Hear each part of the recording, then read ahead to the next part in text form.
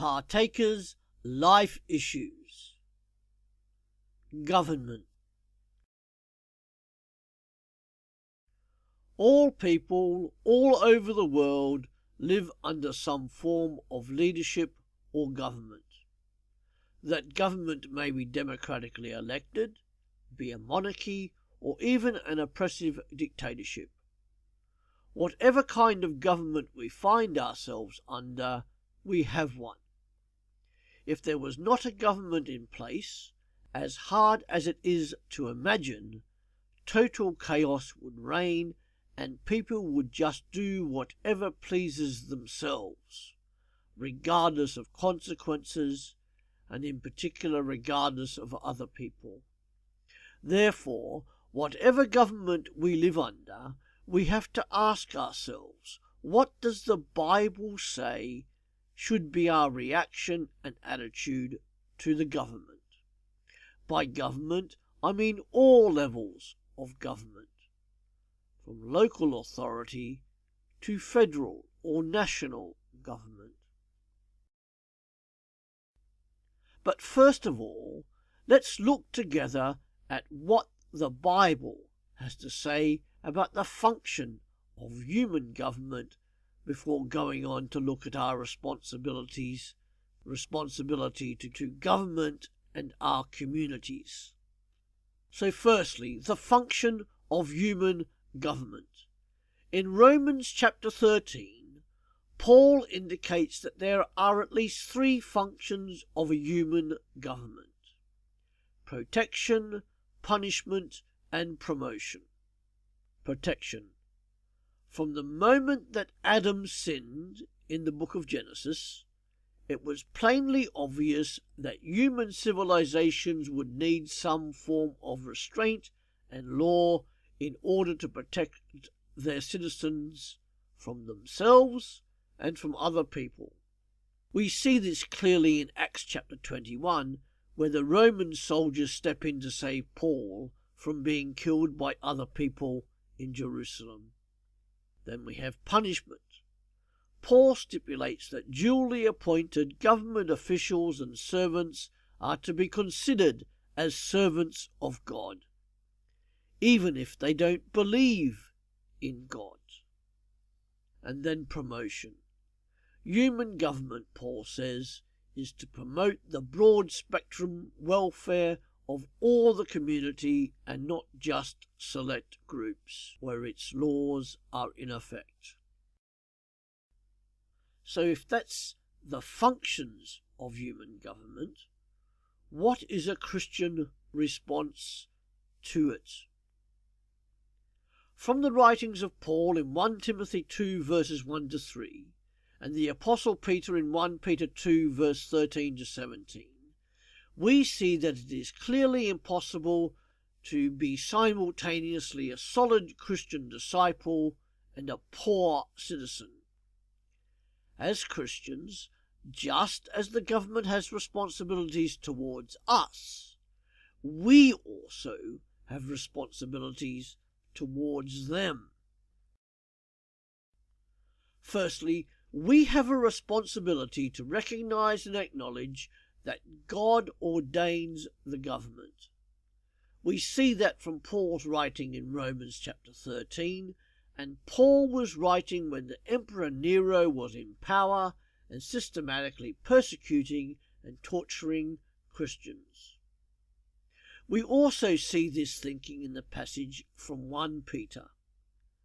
There is no authority given except that given by God. Even the most sadistic, dictatorial, or atheist governments only have power and are in power because God has allowed them. So we are to obey our government. But it is not to be a slavish obedience regardless of what laws are decreed. No. The exception to this is where obedience to the government would require the Christian to actively or passively disobey God. For we read in Acts chapter 4 verse 18 to 20 that the believer is to live in obedience to God rather than mankind. Secondly, as much as we probably hate to, we are commanded to pay taxes to the government. For by doing so, the government can set about ensuring, for example, that the weaker and more vulnerable sections of the community are cared for and protected. Thirdly, and quite possibly most importantly, Christians are to pray for their leaders, governments, and all those in authority. Both the Apostle Peter and the Apostle Paul command and recommend it to us. To pray for our government and those in leadership of us is to show love towards them, and it is also a way for God to shine into the lives of people. One of the things we are to pray for is that the government governs righteously, honourably, honestly, and with integrity. The Christian, as a citizen, is free to be law-abiding, conscious that they are under submission to Almighty God.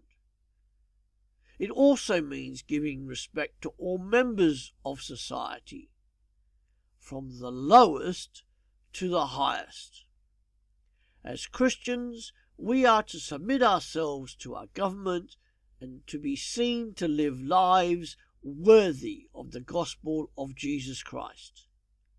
This may indeed win some for God, or win the recognition of government as well as influencing government policy and law. Whatever government you find yourself under, pray for your leaders, even if you thoroughly disagree with some or all of their actions. Remember, the Apostle Paul was in at least as difficult a situation as you are. Those people in power are only there because our God has allowed them to be there. They will answer to Him one day for what they have done with the power given to them by God alone. God is in control, and He is on the ultimate throne and is the definitive power. God is King. But just as we have a responsibility to our governments, we also have a responsibility for those in our community, local, national, and global communities. We are also to work for social justice and to be involved in social action. That is part of our loving of other people, particularly other people who disagree with us. The oppression and persecution of people is to be anathema to us as Christians, just as it is to our God. Where a minority is maltreated and discriminated against, we should be at the forefront of demanding justice for them as for all. We are to be promoting civil rights and using all aspects of the law to do so. We are to be working to ensure the poorest members of our community, local, national, and global, are cared for and the oppressed freed. This is the clear teaching of the minor prophets, in particular that of Amos. In your country, this could mean peaceful demonstrations and interacting with your political representatives. Look at some of the great reformers or social activists of the past. Look at Wilberforce helping to abolish slavery in the UK. May each one of us, on both a local and international scale, play some small part in ending prejudice, suffering, racism, poverty, bigotry, abuse, oppression, and other injustices.